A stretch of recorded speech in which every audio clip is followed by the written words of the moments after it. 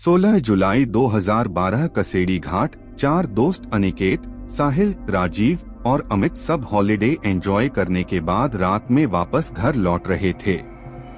अमित, अरे यार कब ये रास्ता खत्म होगा?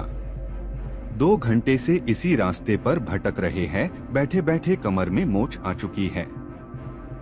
राजीव, हाँ यार साहिल, तुझे इस रास्ते के बारे में पता भी है या ऐसे ही गाड़ी को भगाए जा रहा है? साहिल, पता नहीं यार, दिन में तो ये रास्ता जल्दी कट जाता है, ना जाने इस वक्त ऐसा क्या हो रहा है। और वैसे भी मैं रात में कभी इस रास्ते से सफर नहीं किया। दिन में 2 से 3 बार यहाँ से गुजरा हूँ, रात का एक्सपीरियंस तो मुझे भी नहीं है। वो आपस में बात ही कर रहे थे कि तभी उन्हें पीछे से एक ट्रक की तेज हॉर्न सुनाई देती है। वो गाड़ी लगातार इनकी गाड़ी को ओवरटेक करने की कोशिश कर रही थी। अमित, कैसा ड्राइवर है, पीकर गाड़ी चला रहा है क्या?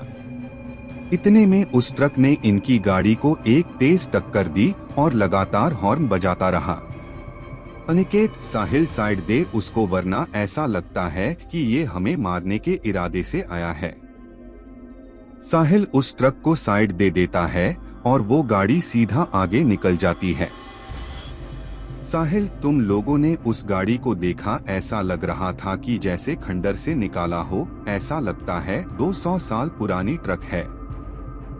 वो लोग इस इंसिडेंट से घबरा गए थे। तकरीबन 10 मिनट बाद गाड़ी एक पुराने कब्रिस्तान से गुजरती है। उस हाईवे पर एक कब्रिस्तान भी पड़ता था। गाड़ी जैसे ही उस कब्रिस्तान से गुजरती है, उन्हें कब्र के पास वही पुरानी ट्रक दिखती है जो थोड़ी देर पहले उनकी जान की दुश्मन बनी थी।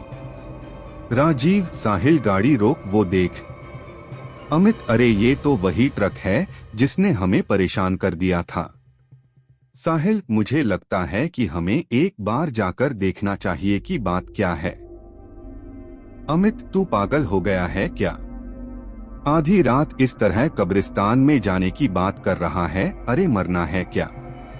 अमित उन्हें वहां जाने से रोकने की कोशिश करता है, लेकिन तभी उन्हें उसी ट्रक से एक आदमी उतरता दिखता है जिसने काले कपड़े पहने हुए थे और उसके सर पर एक टोपी था। वह लगभग 7 फीट लंबा और हट्टा कट्टा था। यह देखकर न जाने क्यों सबकी उत्सुकता और बढ़ गई और अमित के अलावा सभी उस आदमी के बारे में पता लगाने के लिए उत्सुक हो गए।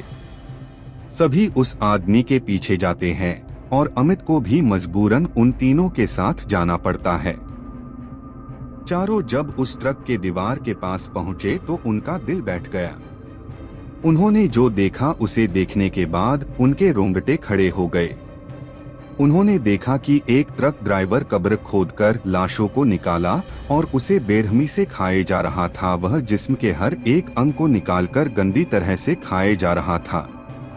अनिकेत, भाई ये कौन सा राक्षस है? निकलो यहाँ से जल्दी से।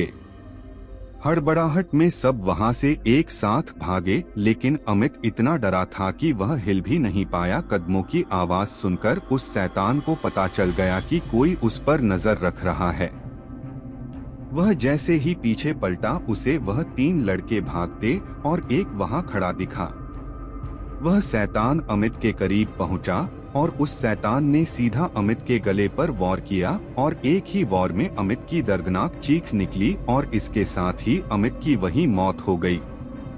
यहाँ तीनों तेजी से गाड़ी की तरफ भागने लगे और गाड़ी के पास पहुँचे और गाड़ी में बैठ गए। वह शैतान अब तक उनके पीछे नहीं भागा था, बल्कि दूर से ही खड़ा उन्हें घूर रहा था। साहिल गाड़ी स्टार्ट करने की पूरी कोशिश कर रहा था, लेकिन उसकी कार स्टार्ट ही नहीं हो रही थी। तभी वह दूर खड़ा शैतान धीरे धीरे उनके तरफ बढ़ता है और वह लगभग गाड़ी के नजदीक पहुंच गया था। तभी गाड़ी स्टार्ट हो गई और तेजी से साहिल गाड़ी को आगे बढ़ाने लगा। वह शैतान इन तीनों के पीछे पड़ चुका था और तभी वह हवा में उड़ा और सीधा गाड़ी पर कूद गया। और जैसे ही अनिकेत उसे देखने के लिए अपनी मुंडी गाड़ी से बाहर निकाली, तभी उस शैतान ने अनिकेत का सर अपनी भारी तलवार से काटकर अलग कर दिया और उसका अधकता शरीर गाड़ी में ही फड़फड़ाने लगा। यह देखकर साहिल और राजीव दोनों डर गए और दोनों जान बचाने के लिए चलती गाड़ी से कूद गए। वे दोनों घास के मैदान में गिरे जिससे उन्हें कम चोट आई। वे दोनों सांस दबाए घास में लेटे रहे, लेकिन उनके डर को उस शैतान ने महसूस कर लिया और फिर शैतान को राजीव एक कोने में दिखा। तभी वो शैतान अपने लंबे नाखून और धारदार तलवार से राजीव पर वार किया, जिससे उसकी दर्दनाक चीख निकल